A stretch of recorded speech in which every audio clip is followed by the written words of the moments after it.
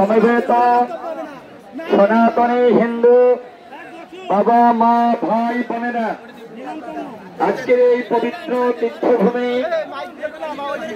কোটালীপাড়া এই মধুর বৃন্দাবনে যারা সমবেত হয়েছেন সবাইকে আমি আমার পক্ষ থেকে বিপ্লবী অভিনন্দন জ্ঞাপন করছি।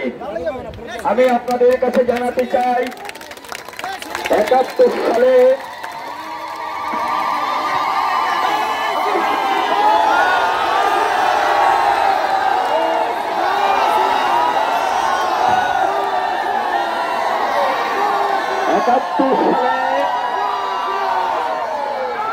দেশ স্বাধীন হয়েছিল।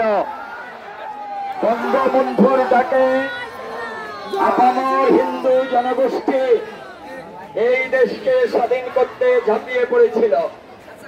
আমি আমার বক্তব্যে বলেছি, এই দেশে যে 2 লক্ষ মা বোন ইজ্জত হারিয়েছিল, তার ভিতরে 2.5 লক্ষ মা বোন ছিল হিন্দু। 30 লক্ষ মানুষ জীবন দিয়েছিল, তার ভিতরে 29 লক্ষ ছিল হিন্দু। আজকে হিন্দুর রক্তে সবুজের মধ্যে লাল পতাকা পথ পথ করে উড়ে পৃথিবীর বাসীকে শ্রদ্ধা জ্ঞাপন করছে।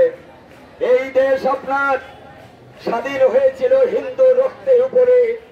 যারা স্বাধীনতার জন্য দেশ ত্যাগ করেছিল, যারা আপনার যুদ্ধে অংশগ্রহণ করেছিল, যাদের জন্য আজকে বাংলার মাটি পৃথিবীতে ধন্য হয়েছিল, আজকে সেই হিন্দুর ঘর বাড়ি মন্দির মা বোনদের কিভাবে আপনার অত্যাচার করা হচ্ছে দেশের হিন্দুরা জানে, আপনার হিন্দুরা জানে।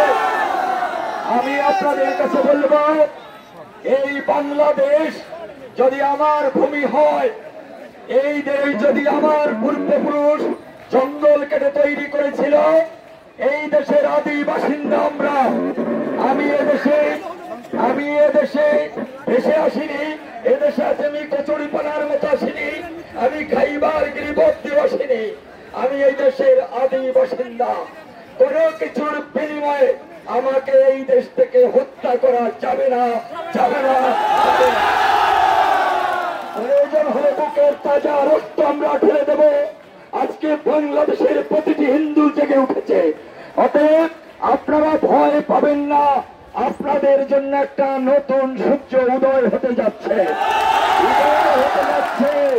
আমরা পৃথিবীর কাছে আহ্বান রেখেছি আমাদেরকে রক্ষা করার জন্য। আজকে মাননীয় প্রধানমন্ত্রী শেখ হাসিনা ভারতে ছিল বিদায় বেঁচে গেছে। আজকে সেই কারণে আমি বলবো,